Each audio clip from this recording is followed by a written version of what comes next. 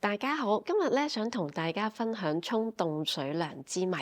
曾經喺唔同嘅地方咧都聽過同行講關於沖凍水涼嘅一啲嘅講法，例如有啲覺得沖凍水涼係最好嘅，有一啲咧就覺得喺過程裡面咧要冷熱交替啦，有一啲咧就反對沖凍水涼，因為咧會覺得入濕氣寒氣。咁喺呢度咧，今日咧我最主要就會表達我自己嘅一啲嘅意見啫。其實都係一句，如果大家沖凍水涼覺得舒服有效，而冇身體不適嘅地方係可以嘅。以我自己為例，我只會喺夏天嘅日間時間沖凍水涼，仲要係有條件嘅，就係身體覺得好熱，甚至乎有一啲嘅煩躁不安，又或者係做完運動休息一段時間後，都依然有熱嘅感覺。因為夏天係陽氣盛嘅時候，適當嘅凍水涼可以清熱，甚至乎可以令人冷靜落嚟，冇咁敏感。但係喺月經期間，我就唔會咁樣做。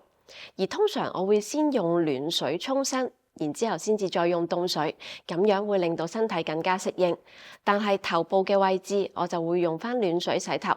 始終頭為豬羊之會，我會非常小心，亦都會吹乾自己嘅頭髮，以免入風入濕氣。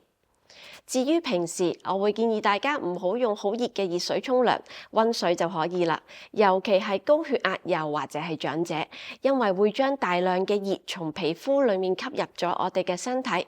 當然啦，冬天熱少少水係可以嘅。如果我有時唔開心，我會想像用凍水將呢啲唔開心嘅情緒沖走。如果我有時好嬲，我就會加入一啲嘅幼鹽，特別係頸側邊同埋腋下嘅一啲嘅位置，可以分別清下肝火同埋心火。咁希望咧，以上咧可以分享到資訊俾大家啦。拜拜。鍾意呢段片嘅記得 like、share、comment 同埋 subscribe。如果有咩 topic 大家想聽，歡迎留言俾我。